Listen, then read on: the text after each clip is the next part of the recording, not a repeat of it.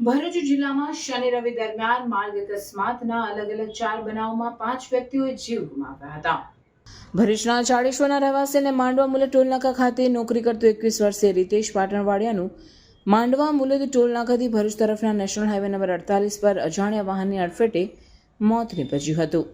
રીતેશ ટોલનાકા ઉપરથી નોકરી પતાવી બાઇક પર પોતાના ઘરે પરત જઈ રહ્યો હતો ત્યારે કોઈ અજાણ્યા વાહનના પૈડા રીતેશના માથાના ભાગે ફરી વળતા તેનું ઘટના સ્થળ પર જ કમકમાટી ભર્યું મોત નીપજ્યું હતું. બનાવ સંદર્ભે ફરિયાદના આધારે અંકલેશ્વર સિટી બી ડિવિઝન પોલીસે અજાણ્યા વાહન ચાલક સામે ગુનો નોંધી તેની શોધખોળ હાથ ધરી હતી. તો બીજા બનાવમાં અંકલેશ્વરના નવગામમાં ગામ ખાતે રહેતા 40 વર્ષીય પ્રકાશભાઈ સુભાષભાઈ વસાવા રક્ષાબંધનના તહેવાર પર એક્ટિવા લઈ પત્ની સાથે અભેટા ગયા હતા. પત્નીને અભેટા ગામ મૂકીને તેમના નજીકના અંદાડા ખાતે રહેતા સગા ધર્મેશભાઈ અભિસિંહ વસાવાને લઈ પરત અંદાડાથી અભેટા ગામ તરફ જઈ રહ્યા હતા ત્યારે રાત્રિના 9:30 વાગ્યાની આસપાસ અંકલેશ્વરથી હાંસોડ તરફના માર્ગ પર ધનતુરિયા ગામના પાટા નજીક કાર સાથે અકસ્માત સર્જાયો હતો.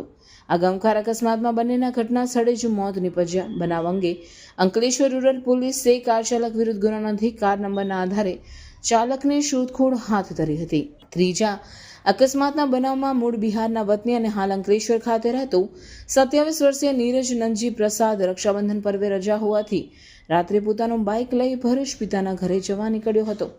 તે દરમિયાન નેશનલ હાઈવે નંબર 48 ઉપર અંકલેશ્વરથી સુરત તરફના માર્ગ ઉપર પલ્સ હોટલની સામે એક ટ્રેલર કોઈપણ પ્રકારની આડસ અથવા ઇન્ડિકેટર કે રિફ્લેક્ટર બતાવ્યા વગર પાર્ક કરતા બાઇક સવાર નીરજભાઈ તેમાં ઘૂસી જતા મોઢાના ભાગે ગંભીર ઇજાઓ પહોંચતા તેઓને તાત્કાલિક સારવાર અર્થે 108 એમ્બ્યુલન્સ મારફતે ગડખોલ ખાતે હોસ્પિટલ ખસેડાયા હતા, જ્યાં ફરજ પરના તબીબે તેમને મૃત જાહેર કર્યા હતા.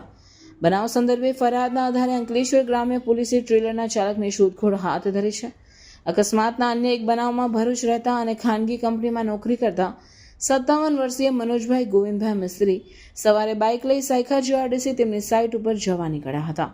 તે દરમિયાન વિલાયત ગામથી વોરાસમની ગામ માર્ગની વચ્ચે મનોજભાઈની બાઇક સ્લીપ થઈ જતાં માથાના ભાગે ગંભીર ઇજા પહોંચી હતી, જે બાદ 108 એમ્બ્યુલન્સના તબીબે તેઓને મૃત જાહેર કર્યા હતા.